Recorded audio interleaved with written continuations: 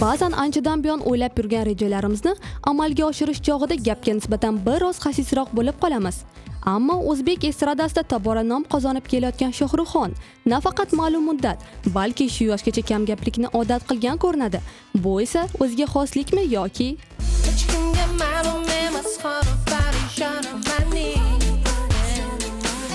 ko'pchilik shunaqa deb o'ylaydi.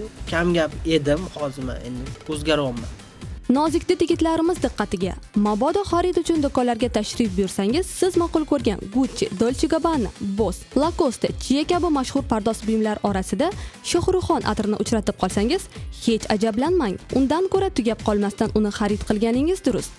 O'zimni nomim bilan chiqara olmayman. Chunki o'zim bilgan ishni qilishni yoqtiraman. Odam bitta joyda ko'karadi, hamma o'zining ishini qilsin.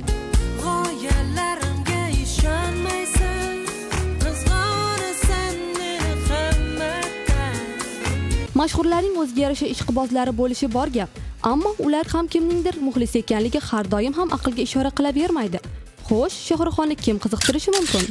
Tarkanni ijodi yaxshi, juda ham yaxshi ko'raman. 5-6 ta ashulasini juda ham yaxshi ko'raman. Shoir, bastakor, qo'shiqchi, aktyor va kaskadyor keltirilgan bu kasblar ko'z oldingizda butun bir jamoani gavdalantirishi mumkin. Lekin bu guruhning ishini bugungi qahramonimizning birgina o'zi bajara olar emish. Demak, taajjublanishda davom etamiz.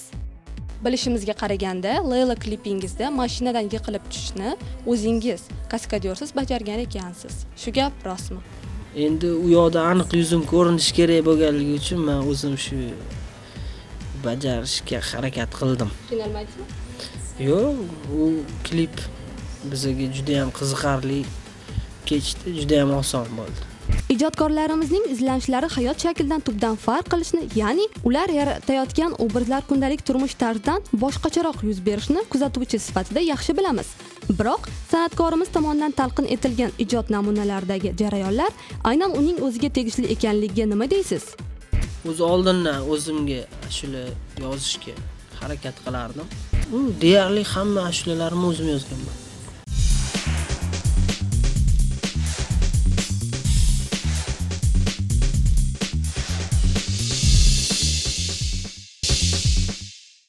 Shaddod va Quvnoq, bu ikki tarif kimga mos? Albatta, Ziyodiga. Aynan ushbu ijodkor haqida barcha sirlarni oshkor etamiz. Shaddod qizman o'zim, aytgan har bir so'zim, qalbimda nima hayajon.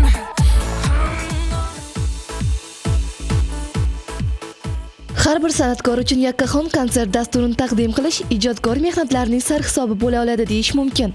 Bu tashabbusni amalga oshirish uchun esa aniq belgilangan vaqt oralig'idagi izlanish kerak bo'ladi. Xudo xolasa shu yili o'zimni yakkaxon konsertimni qilish niyatim bor. Albatta, shu kun shu oy deb aytolmayman, lekin albatta shu yili konsert dasturimni qo'yaman. Ijod qilish oson ish emasligi turgan gap, ammo uni yuzaga chiqarish ham mashaqqatning o'zginasi. Ziyoda esa nafaqat yaxshigina xonanda, balki jonkuyar prodyuser bo'lishga ham ahd qilgan shekilli. Nima ham derdik, qat'iy qarorlar qat'iy muvaffaqiyatlar garoviga aylanar balki. Akfa Media studiyasida badiiy rahbar bo'lib ishlayapman. Yangi ijodkor, yosh ijodkorlarga yordam bermoqdaman. Ayniqsa, shaxsiy avtomobillarda harakatlanayotganimizda radio muruvvatlarini ehtiyotkorlik bilan moslashtiramiz. Shunda bir to'lqinda kuy taralsa, yana birida boshlovchining burro qilib so'zlayotgani quloqqa chalinadi. Shunday paytlar bo'ladiki, siz kuyni emas, bir ikkinchisini takrorlamas jumlalarni eshitishni afzal ko'rasiz. Yaqin orada sevimli qahramonimizning xush ovozi esa yangi yo'nalishdagi qo'shiqlarniki emas, kutilmagan xabarlarni da taqdim qiladigan ko'rinadi. Bilishimizcha sizni radioga taklif qilishibdi. Shu gap rostmi? Bu gap ham rost. Radio boshlovchilikka taklif qilishdi, lekin qaysi radiodanligini aytmayman-ku. Lekin albatta taklif qilishdi, menimcha eplamasam kerak deb o'ylayman. Borish niyatim bor-ku, lekin menimcha eplamasam kerak. Oliy o'quv yurtida tahsil olish uchun uzoq yillar ter to'kishimizga to'g'ri keladi. Unga erishganimizda esa maqsadlarimiz soni yana bir karra ortganini sezamiz. Ammo sevimli xonandamiz bu imkoniyatlardan bosh tortgani taajjublanarli. Ma'lumotlarga ko'ra, san'at institutidan ketibsiz. Shu gap rostmi? Bu gap juda ham ko'pchilikka tarqalib ketdi, to'g'risi, lekin bu gap rost emas. Chunki hali u san'at institutidan hali ketganim yo'q, to'g'risi. To'g'risini aytsam, darslarga bora olmayapman. Vaqtim bo'lmayapti, konsert, yana bu yoqda ishlarimiz ko'payib ketganligi sababli. Shuning uchun sababi bor, albatta. Xudo xolasa, boraman o'qishga ham. Yo'q, ketish niyatim yo'q. Klipning ta'sirli chiqishda ijroning o'zi kamlik qilishini yaxshi bilamiz. Buni anglagan ijodkorimiz kliplardagi barcha liboslarni o'zi yaratishga bel bog'lagani chindan ham hayratlanarli. Klipdagi liboslarni endi o'zim ham yaratishga harakat qilaman. Endi menga yordam beradigan bir inson ham bor, Zuhra Hajjoyeva. Ularning nomlari. Ijodiy parvozni qo'ldan boy bermay kelayotgan mehmonimiz buni qarangki, samolyot orqali kechadigan parvozdan qo'rqar emish. Yo'q, bu gap umuman rost emas. To'g'risini aytsam, mana Moskvaga ham O'zbekiston kunlariga Fond forum tomonidan borganimizda qo'rqmaganman. Umuman qo'rqmayman samolyotdan, to'g'risi. Faqatgina shu gap rostmi sahifasida Ziyodaga oid barcha haqiqatlarni bilib oldingiz. Kelajakka ovozini doimiy ravishda kuzatib boring. Ko'rishguncha.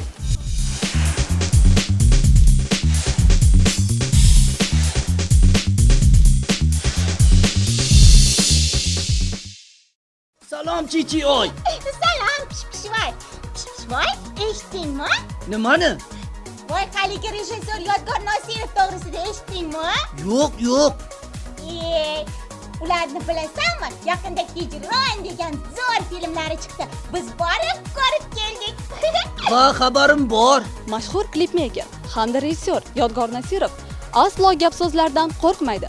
Chunki ancha munchasi haqiqatga yaqin emish. Ishonmaysizmi? Unda barchasiga o'zingiz guvoh bo'ling.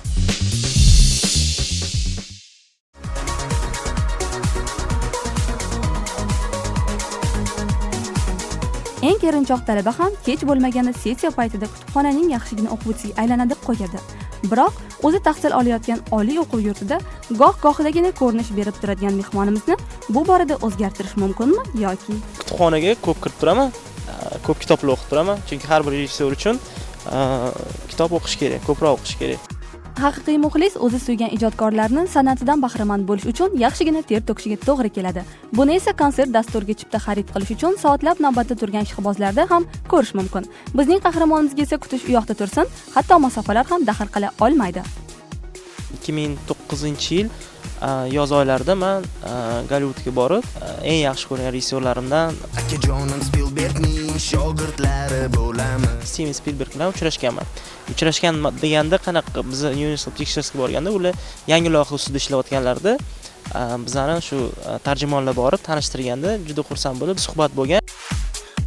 Ba'zan mashhurlarni omadlilarning eng peshqadami deya e'tirof etamiz. Qo'l urgan ishida muvaffaqiyatlarni naqd qilib qo'yadigan qahramonimizning yutuqlari bu qarash bejizga emasligini isbotlashi turgan gap. Bilishimizga qaraganda bowling bo'yicha chempion ekansiz. Shu gap rostmi? Chempion emasmiz-ku, lekin havaskorlar orasida 2 marta chempion bo'lganmiz. Ijod olamida parvoz qilishda davom etayotgan suhbatdoshimiz barcha go'zalliklarni yuqoridan kuzatishni afzal ko'radi chog'i. Buning uchun hatto u uchayotgan samolyotdan sakrashga ham tayyor. Bilishimizcha parashyutdan ham sakrab turar ekansiz. Shu gap rostmi? Bu rost. Ko'p o'rtoqlarim agar parashyutda sakrasang, ozasan deyishgan.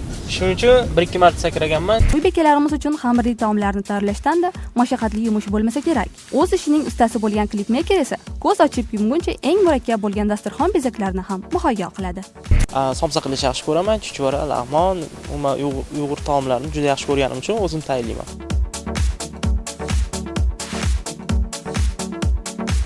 Qoyilmaqom kliplarni yaratishdan tolmaydigan tengdoshimiz turli kinokartinalarning muxlislarga tortiq etishda ham o'z hissasini qo'shib kelayotgani ahamiyatli. Bu filmlar ham oddiy emas, naqd o'tkir syujetli. Hayratlar bilan band bo'lishda davom etamiz.